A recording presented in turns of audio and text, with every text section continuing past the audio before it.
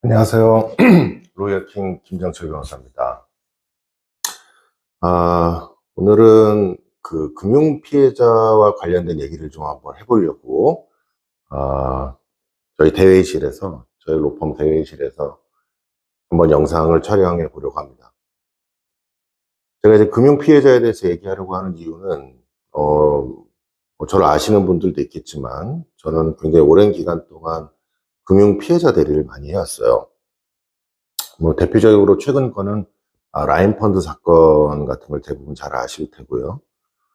그 외에도 LIG 건설 CP라든지 과거에 이숨 투자자문 금융 사기 사건이라든지 이런 사건들에서 저는 이제 금융기관을 상대로 하는 금융 피해자 대리를 주로 해왔습니다.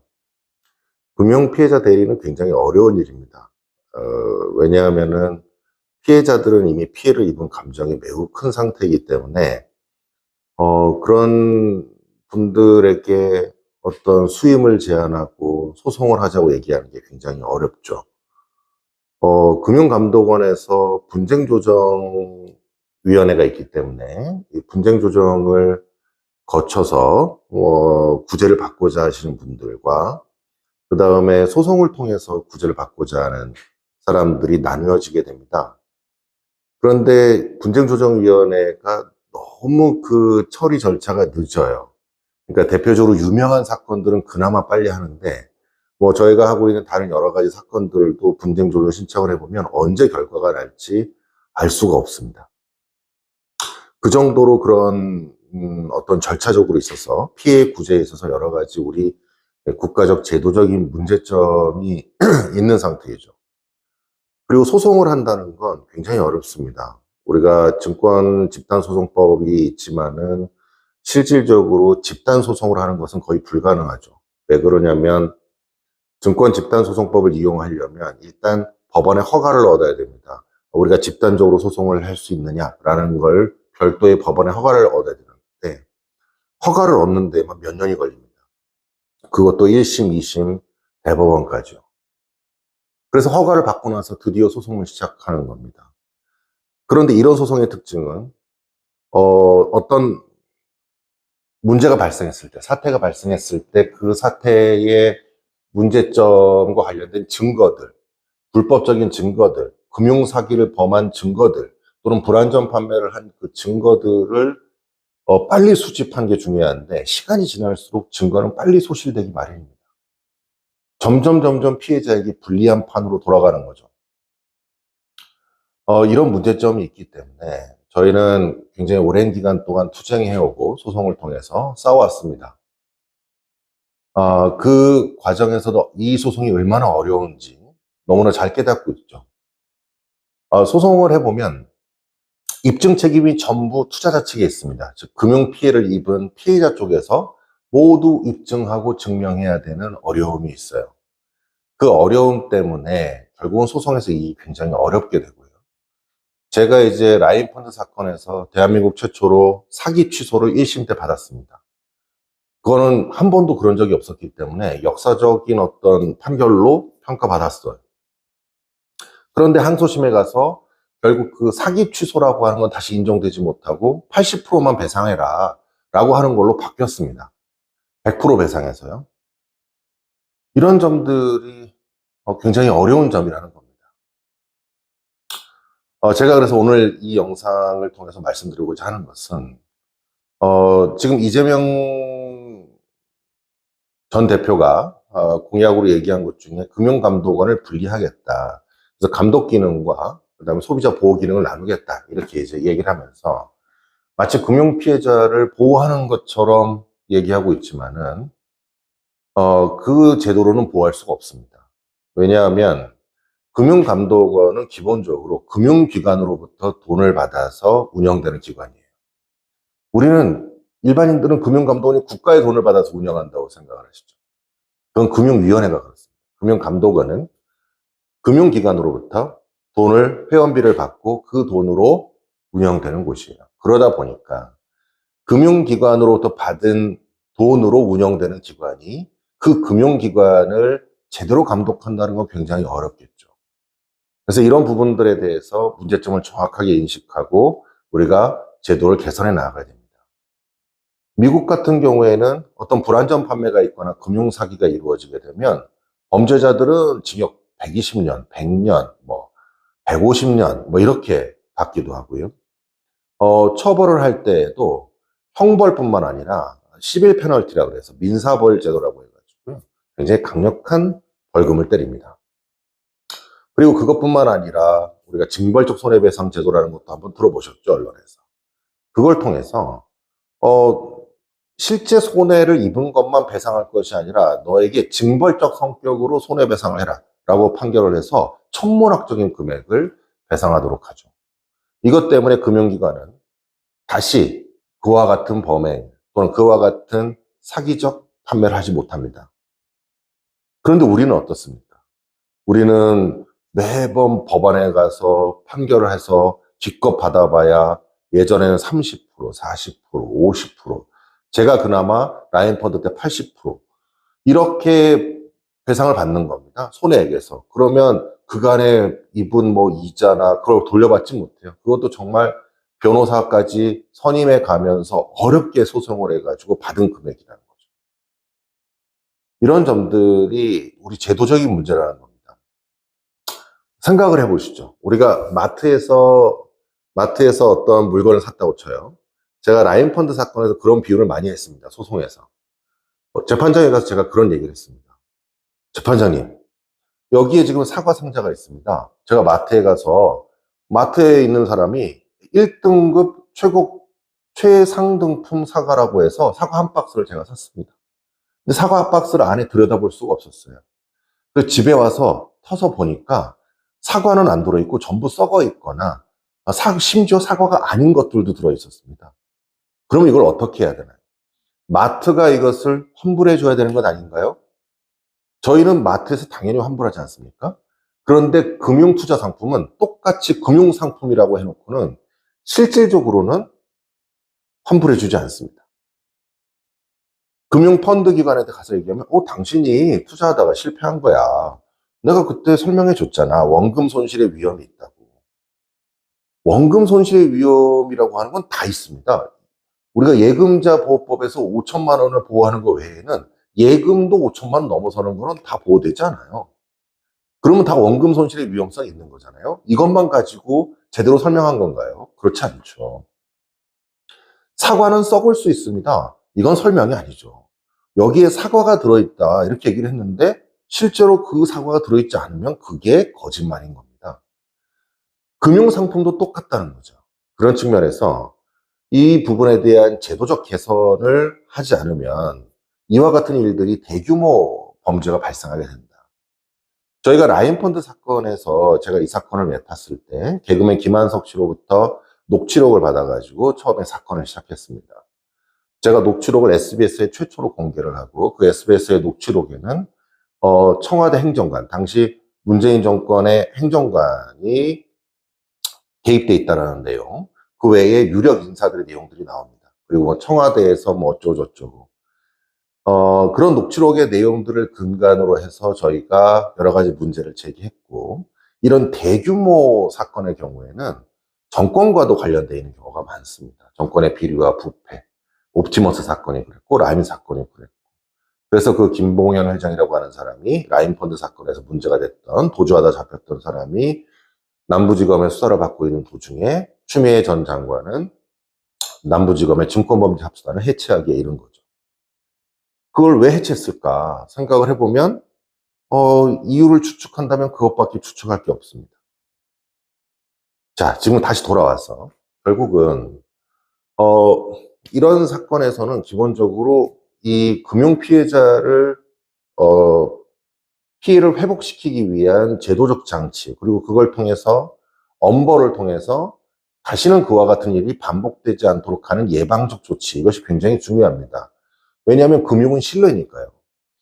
여기에 대해서 너무 제재를 많이 가하면 금융시장이 너무 경색돼가지고 펀드의 자금 같은 게 잘못 돌지 않느냐, 그런 걱정을 하실 수 있죠. 아닙니다. 오히려 그 신뢰가 있어야 펀드의 자금이 더 투자가 되고 투자자들은 더 신뢰하고 돈을 넣을 수가 있습니다. 지금 뭐 홍콩 이일에서 사건, 그 피해자분들, 뭐 가족까지 치면 한 100만 명 될지도 모르겠습니다. 우리나라의 문제점은 뭐냐면, 이런 고위험 상품은 은행에서 팔면 안 됩니다. 그런데 우리는 우리은행, 신한은행, 각종의 은행에서 팔아요. 은행에서 은행 창고에 있는 사람이 전화합니다. 전화해서, 좋은 상품이 나왔는데, 고객님 지금 계좌에 지금 큰 돈이 계시는데, 그 돈 거기에 놔두면 너무 아깝지 않나요? 좋은 상품이 있고 너무 안전합니다. 이자가 높으니까 고이율로 갈아타세요. 이렇게 해서 갈아탔더니 알고 보니 그게 펀드 상품이었던 거죠. 그리고 그 펀드는 망가집니다. 그러면 누구 잘못인가요, 이게? 그거에 대한 책임은 누가 져야 되죠? 당연히 금융기관이 져야 됩니다. 그리고 그거에 대한 확실한 처벌은 누가 했어야 되죠? 금융감독원이 했어야죠. 그러나 지금의 우리의 금융감독원은 어떻습니까? 그렇지 못합니다. 기껏 어쩌다가 한번 분쟁 조정의 결과를 발표하고 80% 배상하라니 70% 배상하라고 하는 권고를 내죠. 그러면 금융기관들은 그 제재를 받기 싫어가지고 분쟁조정위원회에서 결정된 어떤 그 결정에 따라서 돈을 지급했다라고 하는 게 싫으니까 뭐라고 하냐면 사적화해라고 하는 걸 합니다. 사적화해. 우리끼리 만나가지고 저희가 어떤 제재를 받기 전에 미리 화해했어요. 이게 제대로 된 제도인가요? 금융소비자보호법이 만들어졌어요. 라인펀드 사건에서. 그런데 그 금융소비자보호법이 정말 지금 금융피해자들을 보호하고 있을까요? 법이란 게 그런 겁니다. 법이라고 하는 것은 실질적인 내용을 알지 못하고 어떤 정치적인 목적과 그 상황에 어떤 이슈가 발생했을 때 즉흥적으로 만들어지면 반대의 효과를 만들어내요. 지금 금융소비자보호법에 각종의 여러 가지 엄격하게 금융기관들로부터 뭐도 투자자들한테 받고 뭐도 받고 절차를 굉장히 엄정하게 하라는 내용을 넣어놨습니다. 보기만 하면 어떻습니까? 정말 금융피해자들을 보호하기 위한 법이구나. 정말 절차가 엄격하게 만들어진 거구나. 이렇게 생각할 수 있잖아요. 전혀 그렇지 않습니다. 여러분들 전화 와서 거기에 뭐 깨알같이 써있는 글씨, 뭐 녹음 전화 오면 그냥 어떻게 해요? 네, 알겠습니다 하고 다 체크하죠? 나중에 그것 때문에 소송에 가도 다 집니다. 금융기관에서 다 자료로 내요. 저희는 금융소비자보호법에 따라서 이렇게 엄격한 절차에 따라서 했고요. 그 엄격한 절차를 그 투자자는 모두 인식하고 사인하고 낙인하고 동의했습니다. 그 동의한 자료 저희가 다 가지고 있어요. 그게 금융소비자보호법의 역설적인 금융피해자를 위한 정책이 아니라는, 금융피해자를 위한 법이 아니라는 뒷면의 모습입니다. 그렇기 때문에 법과 정책을 마련할 때에는 매우 신중하게 만들어져야 되죠. 지금 이준석 후보 같은 경우에는 저희가 캠프 내에서도 제가 이런 쪽의 정책과 관련된 제안들을 꾸준히 올리고 있습니다. 워낙 이준석 후보 자체가 워낙 똑똑하고 어떤 스마트한 부분이 있을 뿐만 아니라 어떤 부분에 있어서 판단 능력이 굉장히 빠르기 때문에 이런 부분에 대한 정책에 있어서도 굉장히 훌륭한 정책을 낼 것이고 많은 금융 피해자분들에게 또 우리나라의 금융 질서의 발전에 있어서도 큰 역할을 할 수 있는 인물이라고 저는 감히 말씀드립니다. 그런 측면에서 저희가 지금 논의가 되고 있는 여러 이제 대통령 선거에 후보로 나오시는 분들에 대해서 우리 금융 피해자분들이 좀 관심을 가지고 보셔야 될 부분들이 있다는 거예요.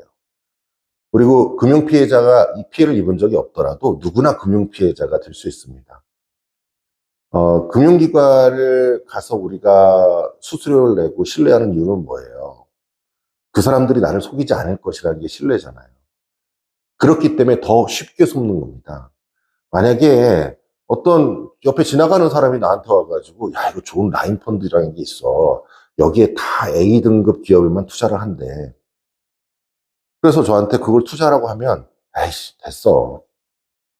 그런데 우리은행이나 신한은행에서 와가지고 또는 대신증권, 유력한 증권사에서 와가지고 여러분, 이거는 원금이 손실될 가능성이 없습니다.